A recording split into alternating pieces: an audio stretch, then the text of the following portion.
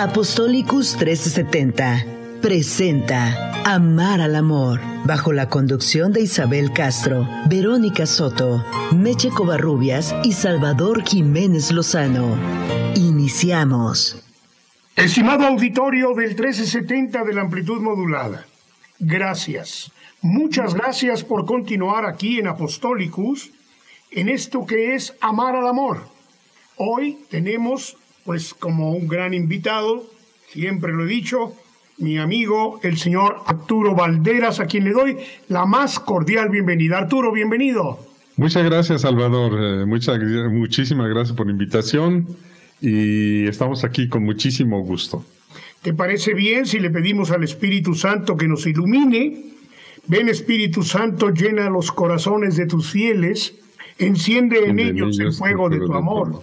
Envía, Señor, tu Espíritu y todo será creado y renovarás la paz de la tierra. Fíjate que el programa que hago el día de hoy, también me gustaría como implorarle a la Santísima Virgen María que con su manto y nos envía al Espíritu Santo, a su esposo y ella fidelísima al Espíritu Santo, para que nos haga también el honor de acompañarnos. Dios te salve María, llena eres de gracia. El Señor es contigo. Bendita eres entre todas las mujeres, y bendito es el fruto de tu vientre. Santa María, Madre de Dios, ruega por nosotros pecadores, ahora y en la hora de nuestra muerte. Amén. Pues en el nombre del Padre, y del Hijo, y del Espíritu Santo. Amén. Amén. Pues este tema que has elegido es el corazón de María. Adelante, Arturo, vamos a darle que es mole de olla. Sí, señor. Pues mira, quisiera poner el tema en contexto y sobre todo en base a lo que tenemos con certeza en la revelación, la Sagrada Escritura. Y quisiera tomar como marco de referencia así general lo que dice al fin del capítulo 2 del Evangelio según San Lucas.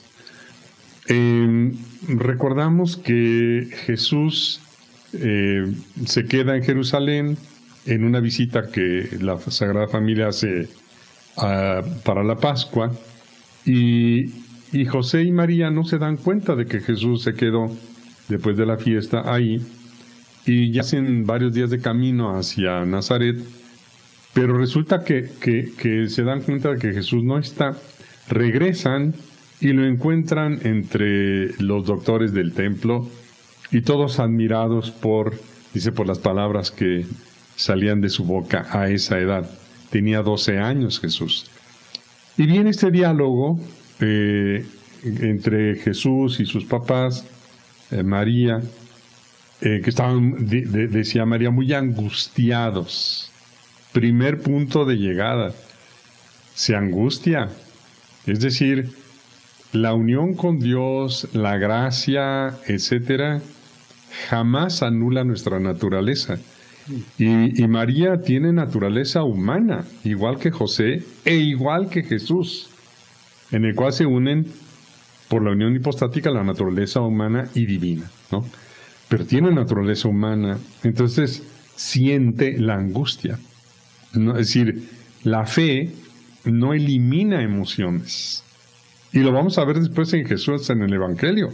Jesús manifiesta en la Sagrada Escritura las diversas emociones que los seres humanos tenemos, esas emociones saludables, y las maneja al punto, después de que Jesús les dice, bueno, pues no sabían que yo tengo que ocuparme de los asuntos, de las cosas de mi Padre. Dice dos cosas el texto: que María hablaba y meditaba todas estas cosas en su corazón. Y el texto de Lucas habla del corazón de María. Y después ese capítulo concluye con María y José.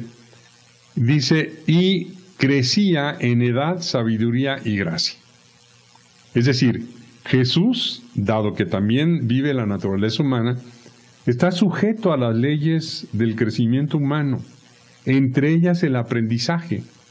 Y al igual que nosotros, que hicimos muchos aprendizajes básicos de los que vamos a hablar hoy y que quedaron acumulados en nuestra propia experiencia que se manifiesta de adultos, Jesús también estuvo sujeto a las leyes del aprendizaje. Y entonces, mucho de su, vamos a decir, de su personalidad y de su espiritualidad están marcadas por lo que vivió 24 horas al día, 7 días de la semana, durante muchos años, en esta relación con sus papás, con María y con José, su padre adoptivo.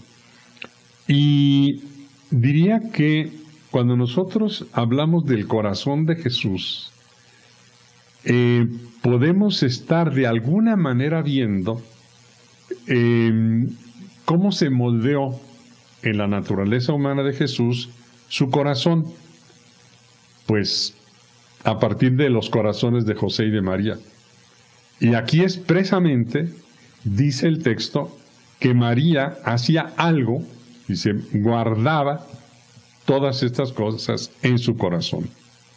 Y ahí hay una síntesis de cómo es María, cómo actúa María, cuál es la fuente de lo que nosotros vemos que María hace en los textos que los mismos evangelios nos presentan. Entonces, sí vale la pena recordar, Salvador, que la palabra corazón, la palabra tal cual, en el lenguaje hebreo, en el cual se escribió, y en el griego al que se tradujo, pero en el hebreo, que es la lengua original, la palabra corazón, para nosotros, representa básicamente las emociones. Puede representar a más, ¿no? En realidad, cuando decimos, es que te quiero con todo el corazón, etcétera, estamos hablando de emociones, de sentimientos. Pero en la Biblia, la palabra corazón no tiene solamente ese significado. Hay que recordar que las palabras en hebreo, como el lenguaje en cuanto tal es un poquito más pobre, o mucho más pobre que el castellano, que el español, una sola palabra tiene muchos significados. Entonces, por eso es importante. ¿Qué quiere decir el texto bíblico cuando habla del corazón? María guardaba, y también el verbo guardar, ¿qué quiere decir?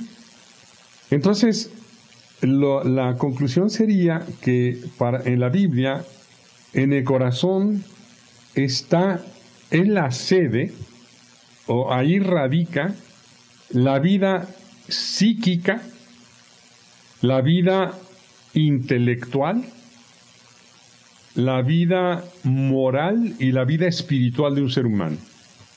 Ese es el corazón. Por tanto, toda la vida psíquica, toda la vida interior está en el corazón. Ahorita lo vamos a especificar un poquito más, porque no son solamente emociones. Diríamos casi que lo que es la identidad o la interioridad. Cuando nosotros hablamos de interioridad, que es aquello que nos distingue como seres humanos, eso es lo que se llama corazón en la Biblia, ¿no? Y entonces es el origen de las acciones. Por eso Jesús decía, de la abundancia del corazón habla la boca.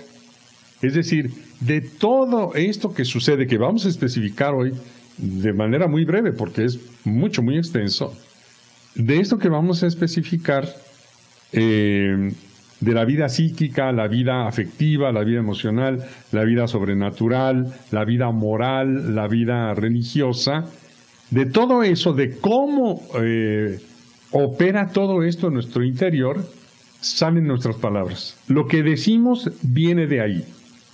Y en ese lugar, que llamamos interioridad o corazón, solamente tenemos acceso nosotros y Dios. Nada más. No hay nadie que pueda entrar ahí.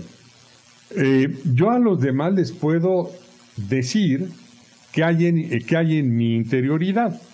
Por ejemplo, qué es lo que yo pienso, qué es lo que yo creo, qué es lo que yo siento. Pero eso son palabras. Es decir, no hay nadie que pueda entrar adentro. Dios sí. Y claro, yo que soy el que vivo en esa zona, ¿no? Fíjate Arturo, acabas de tocar este tema, que en la encíclica de Su Santidad Francisco, la cuarta encíclica, que habla de Dilexit Nos, que nos amó, y habla del corazón divino y el corazón humano y cómo el Sagrado Corazón anda buscando corazones humanos, dice ahí que inclusive la mayoría de las decisiones las tomamos con el corazón. Sí. Es decir, tú acabas de mencionar toda la capacidad que tiene el corazón y has dicho una gran verdad. Solamente Dios sabe lo que guardo en mi corazón. Así es. Sí, por eso toda la Escritura dice, solamente Dios escudriña, penetra, dirá, ve el corazón. Y por eso dicen, no se queda en las apariencias, en lo que hay, de lo que es visible a los ojos, a los oídos humanos. No, Dios entra en ese centro vital, diríamos, ¿no? Porque de hecho el corazón es lo que nos distingue de los ángeles. Es decir, con los ángeles participamos con el espíritu, tenemos un espíritu. Y con los mamíferos, pues nuestro cuerpo es mamífero. Es decir, pertenecemos a esa especie, ¿no?, de mamíferos. Pero lo que nos distingue es que ese espíritu ha quedado encarnado en un mamífero. Ya no es ni mamífero ni angelito. Somos seres humanos. Y entonces el espíritu se ha encarnado en nuestra parte, vamos a decirle, física. Corporal, correcto. Y las operaciones del espíritu se hacen a través de una parte del cuerpo muy específica, que es el cerebro. ¡Híjole! Es el cerebro. Ahí no sabemos cómo, ese es verdaderamente un misterio. Está encarnado en toda nuestra corporeidad. ¿Cómo lo dijiste? En nuestro cuerpo. En nuestro cuerpo. Pero las partes específicas, es decir, por ejemplo, y entrando en el tema, cuando decimos la vida psíquica del corazón, la vida psíquica incluye nuestro que llamaríamos inteligencia, que es la capacidad de pensar, de generar ideas, de generar pensamientos, de razonar, de memorizar, pues básicamente eso que llamamos vida intelectual. Ahora las neurociencias ya nos dicen cómo pensamos, y es a través de una serie de interconexiones complejísimas en el cerebro de las neuronas que se conectan a través de enlaces neuroquímicos eléctricos. Así funciona, es lo que llevamos hasta ahorita. Ya se puede ver, y la otra parte funciona, vamos a decirlo así, toda la vida interior, en general, o por lo menos la mayor parte, funciona a través de este core que es el cerebro. Ahí se produce, ¿ok? Eso sí ya lo sabemos. Entonces, casi diríamos que cuando la Sagrada Escritura habla de corazón, estaría hablando de nuestra interioridad que puede funcionar, que tenemos un cerebro. Regreso a un principio así muy general. Los seres humanos somos creados por Dios a su imagen y semejanza. ¿En dónde está la semejanza con Dios y la imagen? Pues no está en el cuerpo, porque Dios no tiene cuerpo. Se encarnó en Jesús, pero en cuanto tal no tiene cuerpo. Entonces nuestra imagen y semejanza no está ahí porque nosotros sí tenemos cuerpo. Entonces, ¿qué nos hace semejantes? ¿En qué? En las capacidades de inteligencia, voluntad, libertad y capacidad para amar. Básicamente. Podría haber otra clasificación, pero diríamos, Dios es inteligente, Dios tiene voluntad, Dios actúa con libertad y San Juan dice Dios es amor, es su esencia, ¿no? Entonces nosotros somos semejantes a Dios en que tenemos esas capacidades como seres humanos. Es decir, son las capacidades que tiene nuestro espíritu que están encarnadas en nuestra corporalidad y que funcionan básicamente a través del cerebro. Entonces, con el cerebro, con las neuronas, pensamos, eso sí lo sabemos ya. No sabemos exactamente cómo se producen todos esos fenómenos que hacen que pensemos, ¿no? Pero sí, o sea, nuestras ideas, pensamientos, razonamientos, nuestra memoria, que es básica, está enraizada en el cerebro. Desde ahí funciona. Entonces está el intelecto, que sería la inteligencia. Está la vida afectiva en el cerebro. En el corazón bíblico es la sede de los afectos o emociones. Es decir, toda la serie de sentimientos, emociones. Y voy a introducir un concepto, Salvador, que es clave para entender por qué, sabiendo nosotros todo lo que sabemos sobre la fe, sobre la doctrina, sobre el catecismo, sobre la espiritualidad cristiana, la teología, en nuestra vida práctica queremos hacer la voluntad de Dios, ser que sea semejante al de Jesús, y no nos sale. Es decir, no podemos. Así es. No podemos. Lo decía San Pablo clarito. Hago el mal que no quiero y no el bien que quisiera hacer. Intento hacer el bien y hago el mal. Entonces, en la vida afectiva, eso tiene que ver con los tres niveles: nuestra inteligencia, nuestra voluntad y nuestra libertad. ¿Por qué no podemos? Porque el pecado original dejó daños en la naturaleza humana. Es decir, tenemos dañado el intelecto, las emociones, y la voluntad y la libertad. Híjole. Y por tanto, si hay daños en esa zona, queda incapacitada la capacidad de amar. No se puede.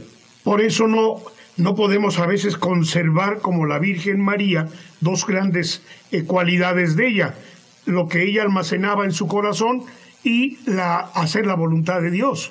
Así ella es. sí podía porque no tuvo pecado original. Sí, así es. Ahora, a nosotros ¿qué nos ocurre? Acabas de decir, y voy a explicar, y yo creo que nos vamos a quedar hoy solamente con esta dimensión del guardar. ¿Qué significa guardar? Vamos a ponerlo en el primer significado de acción, ¿no? En la Sagrada Escritura sí, y en general para nosotros también. En el sentido más directo, cuando nos decimos voy a guardar este objeto, lo voy a conservar ahí, en una alacena, en un ropero, lo que sea, para cuando lo necesite, lo pueda usar.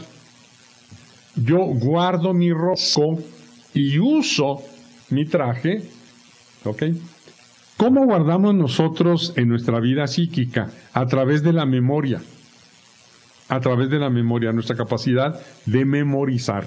Claro. ¿Qué hacía María? Dice ella, y en otro texto la traducción dice, meditaba todas estas cosas. Guardar quiere decir esas experiencias que ella tiene, la de Jesús que se pierde, la de los pastores que van, la de los reyes magos que van a adorar a Jesús, resultan impactantes para María. Que a su hijo le ofrezcan, por ejemplo, los magos, esos bienes y vengan de tan lejos para verlo. Pero está meditando. ¿Qué es guardar? Quiere decir memorizar. Es decir, esos acontecimientos los memoriza los atesora. ¿Por qué? Porque la meditación equivale a rumiar. Quiere decir buscar qué quiere decir ese acontecimiento, por qué aparece ahí, para qué aparece ahí, qué puede significar, cómo se conecta ese acontecimiento con otros acontecimientos experimentados. Por ejemplo, el nacimiento de la adoración de Jesús por parte de los pastores, etcétera, con la anunciación. Y luego es volver una y otra vez al acontecimiento y a tratar de entender lo que le está pasando. Pero para que yo pueda tratar de iluminar mi experiencia, como María lo hacía, con la palabra de Dios, yo debo haber meditado la palabra de Dios. ¿Qué quiere decir? Estudiarla, revisarla, entenderla, guardarla. Rumiarla. De rumiarla y de rumiarla y de meditarla y de leerla, la memorizo. Claro. La memorizo. Y no es que el objetivo sea memorizarme, a ver cómo era la Sagrada Escritura. No, ese.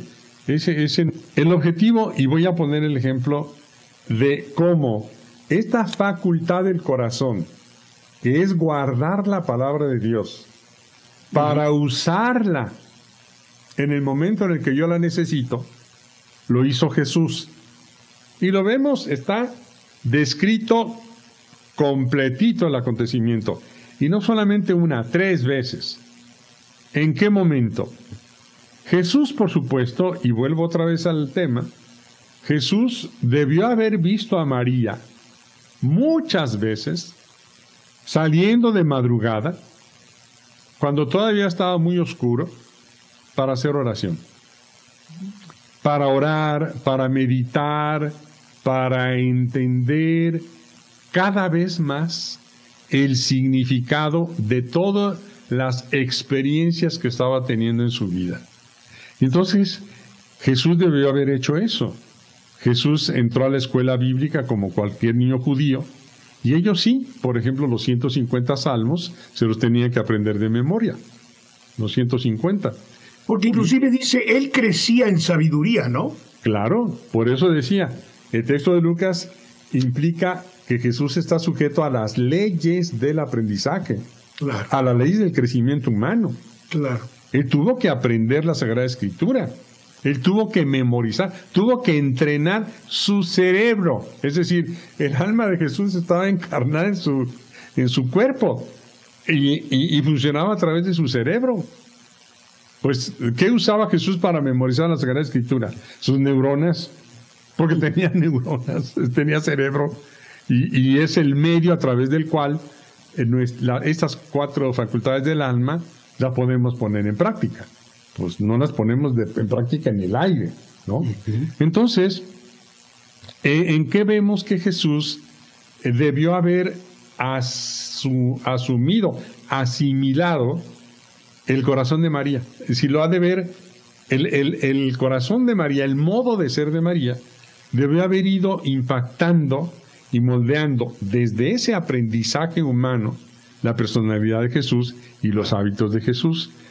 Entonces Jesús obviamente debió haber pasado muchas horas en oración, en meditación, utilizando su vida intelectual, la inteligencia del alma humana, que le permitió memorizar, rumiar, regresar, comprender, comparar, sintetizar, deducir a la luz de Dios los acontecimientos. Entonces Jesús es bautizado y es llevado al monte de la tentación y se le presenta el diablo. Después de 40 días Jesús tiene hambre, dice el texto. ¿Por qué? Pues porque tiene estómago y necesita alimento. Porque tiene un cuerpo en que se encarnó su alma. Bueno. Entonces, ¿tienes hambre? Bueno, pues dice pan.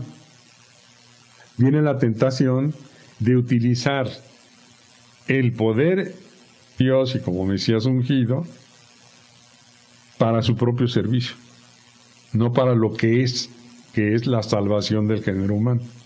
Claro. Entonces es una tentación del diablo. Y lo dice así el texto. Llegó el diablo a tentarlo, es decir, a tratar de seducirlo para que él actuara en contra de la voluntad de Dios. Y la respuesta de Jesús es inmediata. Está escrito. ¿En dónde? En la Sagrada Escritura. Está escrito, no solo de pan vive el hombre. Ante la tentación, Jesús va a su memoria, en donde tiene grabada la Sagrada Escritura por años de haber hecho este proceso, de manera que cuando necesita enfrentar y vencer la tentación del diablo, Jesús saca y usa lo que San Pablo llama la espada del Espíritu, que es la palabra de Dios, con un texto bíblico para vencer la tentación. Si es cierto, tengo hambre, podría satisfacer mi hambre, pero la palabra de Dios, y ahí aparece la Sagrada Escritura, que Jesús guardaba en su memoria, en su corazón, que es lo mismo, y que la usa en la práctica, y lleva a Jesús a lo más alto del alero del templo, y le dice, tírate, que al cabo Dios va a mandar a sus ángeles para exacto, que no sufras tú. ¿Y qué hace Jesús? De su memoria un texto bíblico y le dice, sí, nada más que está escrito, no tentarás al Señor tu Dios. Tú no eres el que lo examina, tú no eres su maestro ni él es tu alumno para que le andas poniendo exámenes. En ese momento de la memoria de Jesús, en donde está residente ya a flor de piel la palabra de Dios, sale el texto con el cual vence a Satanás y a la tentación. Y la tercera tentación es lo mismo.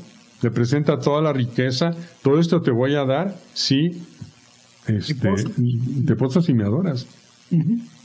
Solamente al Señor tu Dios adorarás y solamente a Él vas a servir. 3 tentaciones, 3 textos bíblicos para vencer la tentación.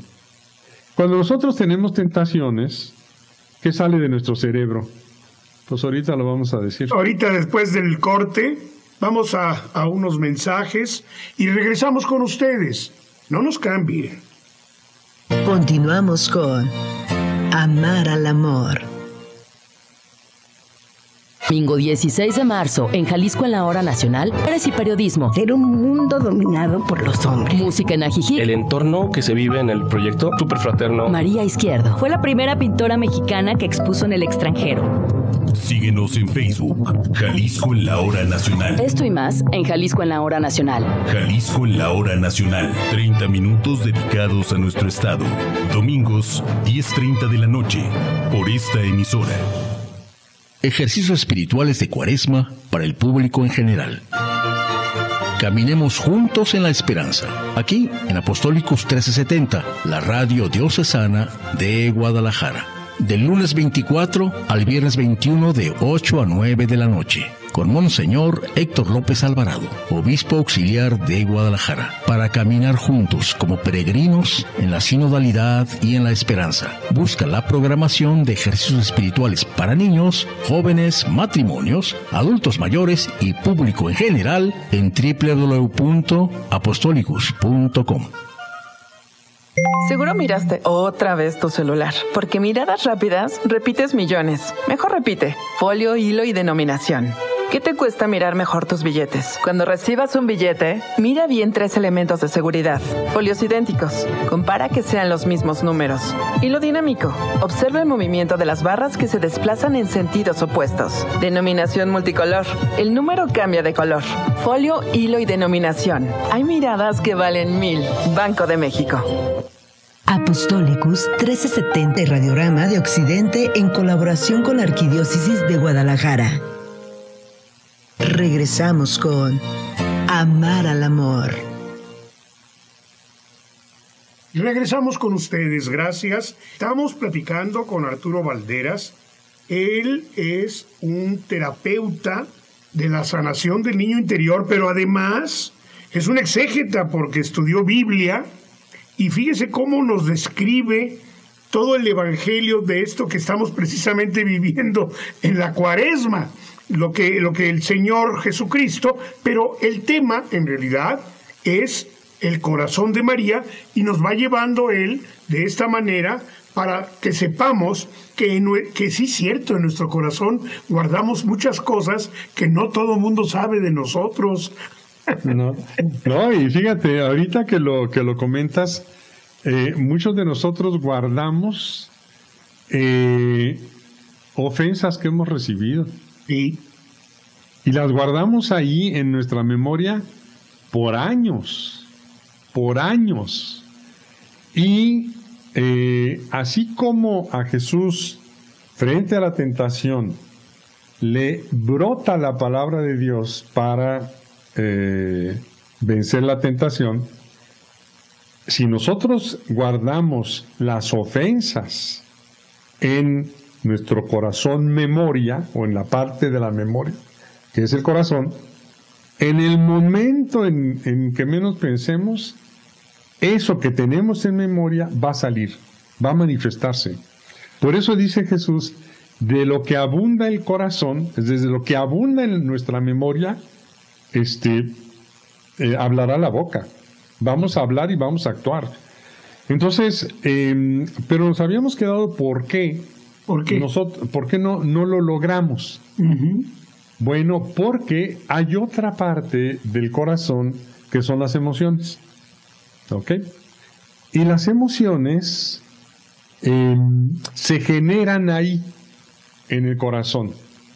Es una respuesta, una emoción, un sentimiento, es una respuesta ante un acontecimiento que nosotros enfrentamos. Por ejemplo, si yo estoy en peligro, siento miedo. Y pues el miedo me mueve, esa sería la emoción, me mueve a protegerme. Porque el instinto más básico que tenemos es el instinto de conservación de nuestra vida, de nuestra integridad, etcétera, ¿no? Entonces, cuando percibimos un peligro, se activa esa zona del corazón, o sí,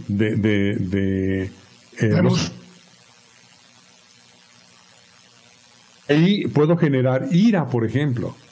Si yo estoy queriendo mirar y estoy frustrado, va a brotar de mi corazón, memoria, cerebro, la ira. ¿Y para qué es la ira? Para quitar de en medio el obstáculo, ¿no? Entonces, eso dicho muy teórico, ahorita espero que lo podamos aterrizar. Entonces, cuando nosotros, por ejemplo, y aquí llegamos, ahorita que hablabas del niño interior, o de la curación del niño interior, los daños en la naturaleza humana, que es muy vulnerable, se produce en nosotros porque este corazón, con todas sus facultades, particularmente la vida afectiva, sufrió daños. Es decir, si yo de niño, quienes me cuidaban generaron mucho miedo en mí, porque eran muy agresivos o gritaban mucho o muy impositivos o muy rígidos o inclusive agresivos físicamente o muy lejanos, sin afecto, sin compañía, sin ayuda, sin cuidado, mi interior percibió peligro y generó miedo. Si mañana vuelvo a vivir con la misma persona que actúa del mismo modo y me da miedo, o me lastima, genero miedo. Y luego genero miedo. Y a los 7 días miedo. Y a los 7 años miedo. El miedo se convierte en un estado interno. Es decir, ya está visto que se forman como enjambres de neuronas por cada aprendizaje. Entonces, yo aprendo que mi entorno es peligroso y me mantengo alerta todo el tiempo, generando todo el tiempo miedo, todo el tiempo.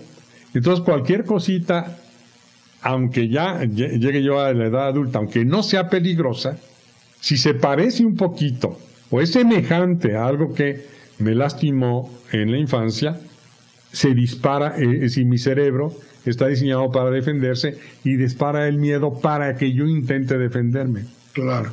Entonces, ¿por qué nosotros a veces no... ¿Por qué guardamos? Y era el tema.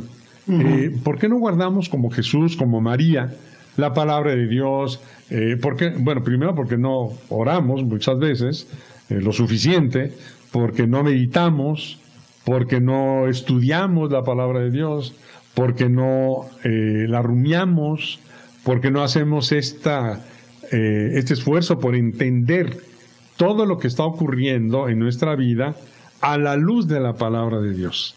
Todo, las alegrías, las tristezas, el dolor, el sufrimiento, no logramos entenderlo. Es decir, nuestra vida intelectual también está dañada, porque no está entrenada para entender la palabra de Dios, para ver, aplicar, iluminar la vida concreta con la palabra de Dios.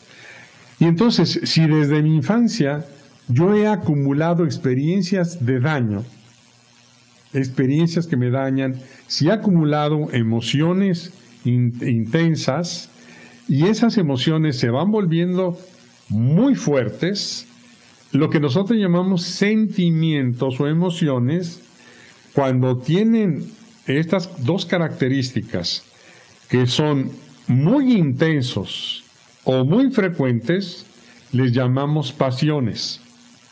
Eso es lo que, antes de que la psicología se desarrollara, los místicos llamaban pasiones.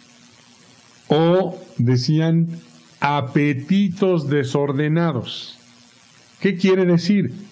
Emociones o sentimientos sumamente intensificados en el interior, que fueron intensificados por estos daños generados en mi infancia. Oye, Arturo, entonces, por eso nos cuesta tanto trabajo en... Sí, la inteligencia está dañada. Sí. Y no hacemos el trabajo para curar a través de la curación de nuestros recuerdos, por ejemplo. Decíamos, está ahí la memoria, en la zona intelectual. Uh-huh. Nosotros somos capaces de memorizar, pero memorizamos lo experimentado. Y no es muy agradable lo que hemos experimentado. En muchos casos, ¿no? Muchos casos, ¿no? En muchos casos, ¿no? En nuestra vida infantil pudimos haber tenido muchas experiencias muy positivas, muy agradables, y algunas muy dañinas. Uh-huh. Entonces todas quedan en memoria. Pero como el primer instinto es el de conservación, todo aquello que representó peligro o daño o sufrimiento son las primeras que están activas. Porque primero es vivir que disfrutar. Es decir, en términos instintivos del ser vivo, primero es la conservación de la vida. Entonces, la primera acción es defenderme de un peligro.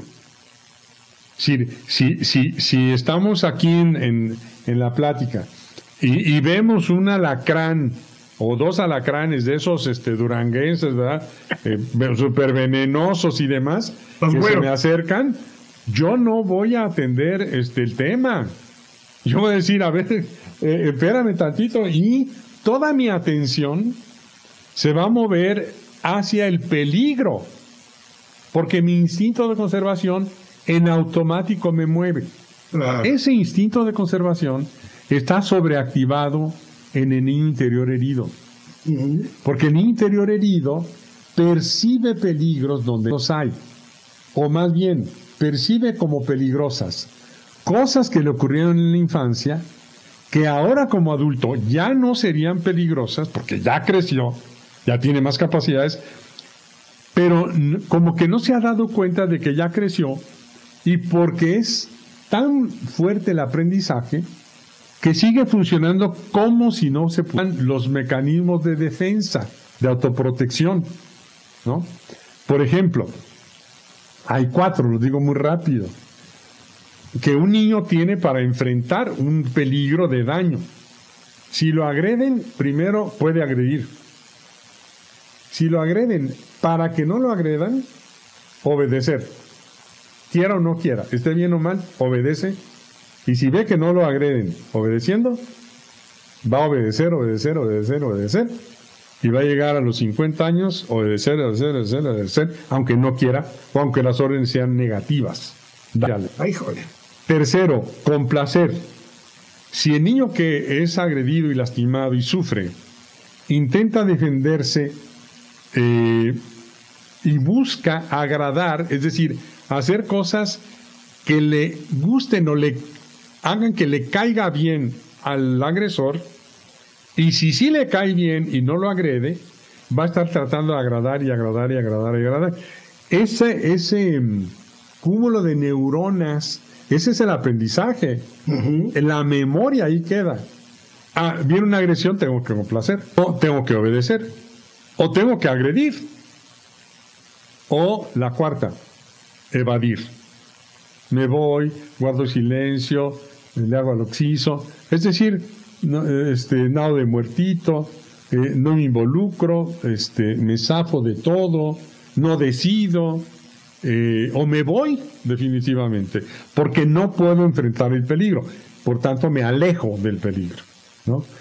Pero en la vida adulta, ninguno de esos 4 son pertinentes usarlos todo el tiempo. Está bien que yo obedezca a semáforo, ¿no? Si me toca el alto, debo obedecer. Claro.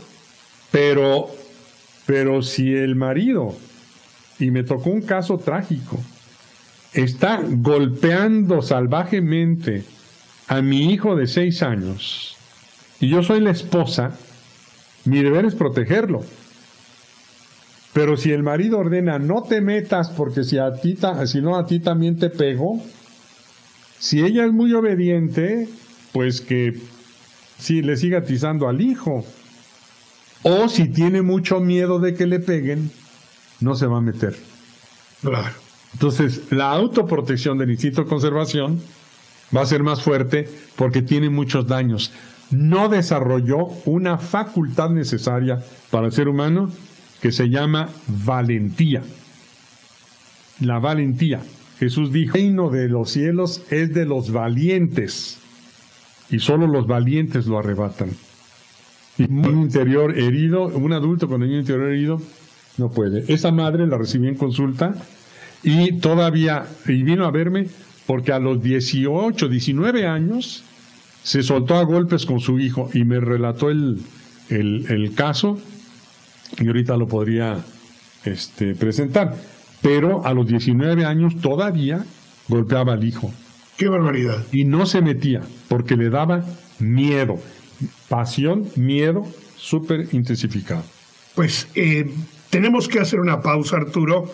Estimado auditorio, no nos cambie. Regresamos con ustedes. Para el amor.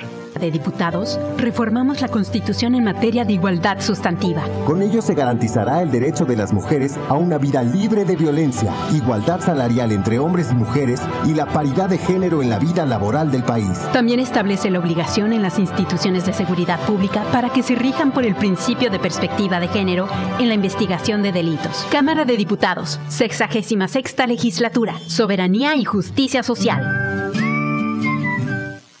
En México, todas las niñas y niños tienen derecho a una vida saludable. A partir de marzo de 2025, en las escuelas ya no habrá más comida chatarra. Ahora se consumirán alimentos más nutritivos y de temporada. Además, se fomentará la actividad física y el cuidado de la salud. Entre todas y todos formaremos una infancia más feliz y activa. Vive saludable, vive feliz. Gobierno de todas y todos los mexicanos. Gobierno de México. Síguenos en TikTok como Apostólicos. Busca, conoce, ama. Regresamos con Amar al Amor. Gracias, muchas gracias por continuar con nosotros aquí en el 1370 de la amplitud modulada, platicando. Bueno, nos podríamos llevar toda la mañana aquí platicando con el licenciado Arturo Valderas sobre este tema, y ahorita se me viene a la mente algo, Arturo. ¿Qué pensaría la Virgen cuando Isaías, el profeta, le anuncia que su corazón iba a ser atravesado por una espada? Sí,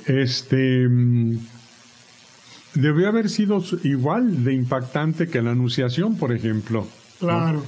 Porque se lo está anunciando cuando presenta a Jesús. En la presentación, sí. Jesús bebito, de 40 días. Entonces, debe haber sido un impacto muy fuerte. Y precisamente cuando hay acontecimientos fuertes, nosotros lo sabemos, nosotros podemos, una de las maneras como descubrimos la voluntad de Dios es a través de los signos de los tiempos o de los acontecimientos que ocurren a nuestro alrededor. Y aquí el acontecimiento es muy impactante porque el momento es muy solemne, y este mensaje también es muy, muy fuerte. Yo creo que María hace exactamente lo mismo. Tiene que, no sé cuánto tiempo le debió haber costado de esfuerzo de día a día, porque cuando nosotros nos dan un mensaje muy fuerte, como que queda el interior resonando como una campana todo el tiempo. Y nos viene a la memoria y lo conservamos en la memoria, en el corazón memoria, neurona memoria, porque es muy importante tenerlo en cuenta. Y entonces tiene que desentrañar el significado. Y seguramente lo hizo porque durante la pasión de Jesús, María está allí.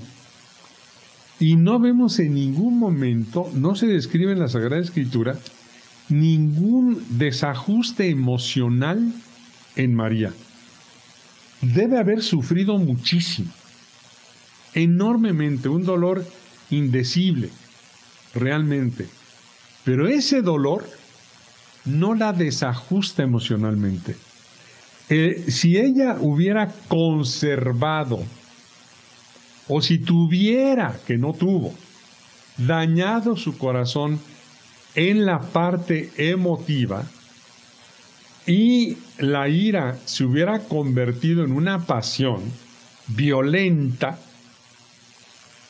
se hubiera manifestado ahí, por la injusticia, por la crueldad, por el maltrato extremo que vivió Jesús. Lo vamos a ver en la pasión. Pero María no puede llegar a ese punto de llegada.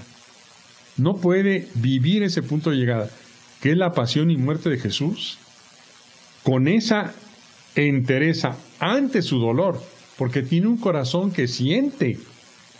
Y amaba muchísimo a Jesús. Entonces, la pérdida es dolorosísima, pero no se produce ninguna salida de ira. Veámoslo en Jesús en la cruz. Jesús en la cruz sabe que confabularon escribas, sacerdotes, fariseos para matarlo. En la cruz se confabularon. Y cuando está crucificado, dice el texto, estaban ahí al pie de la cruz escribas y fariseos insultándolo, retándolo. Jesús no ha guardado ni un momento de su vida ira en su corazón. Nada. Ni rencor. Nada. La ira, el rencor y el resentimiento es la ira que se ha echado a perder en el interior porque esto y no ha podido ni salir ni ser sanada. Entonces no tiene nada de eso. ¿Qué si tiene?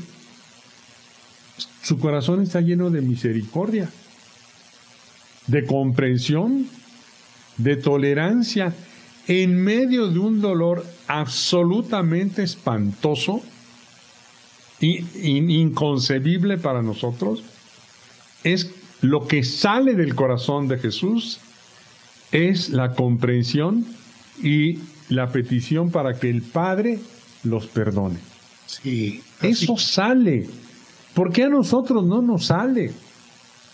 ¿Por qué a mí no me sale eso? ¿Por qué ante alguien que no hace lo que yo le digo, o no piensa como yo quiero, o hace las cosas de... ¿Por qué no me sale derivadas que son emociones dañadas, acumuladas de muchos años en mi corazón, que cuando le dan un rasponcito, una palabra, una mirada, sale como si me estuvieran poniendo en peligro mi vida, y me voy con todo contra el otro? Eso es lo que sale de mi corazón. O bien sale el miedo y la inacción, las omisiones. Esta mamá era omisa en el deber, toda la vida lo fue. Vino conmigo porque a los 19 años su hijo le había pedido el carro a su papá para ir con su novia un sábado en la tarde, y el papá se lo había prestado. Entonces ya iba saliendo el hijo, ya estaba despidiendo, y el papá le dice: ponte un suéter. Y era pues, como un clima templado aquí en Guadalajara. Y dice el muchacho, dice: papá, estoy bien. ¿Qué digo? Y viene, ahora sí, le sale lo que abunda en el corazón: memoria, neurona, emoción. ¡Pum! Te dije, el grito, te dije que te pongas un suéter. Y el hijo, me contaba la mamá, que nada más apretó los dientes y se dio la media vuelta para subir las escaleras a su cuarto y bajar su suéter. Pues bastó ese apretón de dientes para que el papá le dijera: ¿sabes qué? No tienes carro, no te lo presto. Papá, pero es que ya quedé con mi novia y apenas tengo... No te lo presto. Y no te lo presto. Y no se lo prestó. Qué bárbaro. Por eso, es decir, por eso decía, basta un rozoncito para lo que está acumulado en el niño interior herido. Esa ira que se ha producido y producido, que mientras más se produce, más se genera, se dispare. Entonces, esa es la razón por la cual de mi corazón no brota lo que vemos en la Sagrada Escritura, que brotó del corazón de María y de Jesús y de José, que María está esperando un bebé. No se llena de ira, no se rasga las vestiduras, no va para que la maten a pedradas. No, ¿qué sale de su corazón? Misericordia. No entiende. Pues ¿qué iba a entender? Pero a la luz de la palabra, la misericordia de Dios misericordioso llena el corazón de José, y con eso envuelve a María. Eso es lo que le sale. Nosotros, ¿cómo envolvemos a nuestra esposa, a nuestro esposo, a nuestros hijos, nuestros hermanos, a nuestros padres, a la gente a la que conocemos, la gente que trabaja con nosotros? Es decir, ¿qué sale? ¿Qué es lo que está saliendo? En palabras, en acciones, pero sobre todo en reacciones. La mamá de este caso me decía: no me pude, dice, y ella me decía: debía haberme metido, que estaban chiquitos, me amenazaba, es que a ti también, aunque me hubiera golpeado, yo debía haberme metido, y debía haber tenido la fuerza para defender a mis hijos totalmente indefensos. No pude, el miedo me paralizó. Es una cantidad exagerada de miedo que ha disminuido al mínimo el valor para cumplir un deber de Estado y un deber cristiano. Claro. Es un deber de amor. Los hijos pequeños están para eso. El primer cuidador es el papá y la mamá. Pero aquí el primer agresor es el papá. Entonces la primera protectora Debe haber sido a la mamá. Está incapacitada. Quería defender y no podía. Quiero hacer el bien, defender a mi hijo, y no puedo. La misma frase de San Pablo en la Carta a los Romanos. Entonces, ¿cuál es la tarea, mi querido Salvador? Sanar. Claro. Entrar en nosotros mismos, porque tenemos la tendencia de Adán de andar culpando al otro. Sí. Ay, ¿tú comiste del fruto? No. Pues la mujer. A ver, tu mujer comiste. No, la serpiente. Es decir, no asumimos la responsabilidad del que sale de nuestro corazón. Entonces, es importantísimo entrar en esa zona en donde solamente Dios y nosotros conocemos, para revisar nuestras heridas, para sanarnos nosotros, con la ayuda de Dios, de las herramientas que tengamos, pero sobre todo con el valor para vernos por dentro, sin máscaras, sin autoengaños, y de veras ir sanando para que disminuyan las pasiones, es decir, los sentimientos exagerados, constantes, intensísimos, negativos, la ira, el miedo, etcétera, y quedemos en un equilibrio emocional saludable, como Jesús y como María, y podamos tener un corazón semejante, cada día más, semejante al de María y al de Jesús, que es semejante. Qué bárbaro, qué interesante, Arturo, poder reflexionar sobre esta posibilidad de realmente tener un corazón semejante al de ellos, ¿verdad? Sí. Podríamos decir que la Virgen, por haber nacido sin pecado original, y nuestro Señor Jesucristo, pues es la razón por la cual ellos sí pudieron. Pero pues el hecho es que nosotros también tenemos que hacer ese esfuerzo, ¿no? Le trabajaron. ¿Verdad? Le trabajaron, Jesús, María y José, le trabajaron. A Jesús le quedó el hábito, y es lo primero que describe San Marcos, que es el primer evangelio que se escribió. ¿Qué describe de Jesús? Siendo muy temprano, de madrugada, cuando todavía estaba muy oscuro, según su costumbre, Jesús salió a un lugar solitario a hacer oración. Ese es el primer hábito diario de Jesús. Ahora hay que empezar. Pero pues si nuestras emociones de comodidad son muy intensas, pues otro ratito en la cama y nos levantamos correteados ahí que no tenemos ni tiempo para persignarnos. Arturo, pues tenemos que despedirnos. Yo creo que te dejo el micrófono para que te despidas y le pedimos al auditorio que nos escuche el próximo sábado a las 11 de la mañana en lo que es Amar al Amor. Adelante, Arturo. Claro que sí, pues mi deseo es ese, que cada uno de nosotros podamos hacer ese trabajo interior. Podemos apoyarlos, nosotros tenemos muchos recursos. Pueden asomarse y navegar en arturovalderas.com.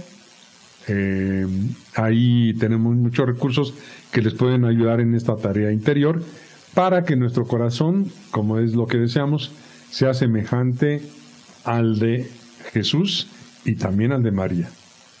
Quiero agradecerle a Juan Marcos, que está en los controles, al ingeniero que hizo posible que usted nos escuche este sábado 15 de marzo. Pues muchas gracias, Arturo, gracias al auditorio y gracias a Juan Marcos. Nos escucharemos la próxima ocasión. Gracias. Esto fue Amar al Amor con Isabel Castro, Verónica Soto, Meche Covarrubias y Salvador Jiménez Lozano. Hasta la próxima en Apostolicus 1370 AM.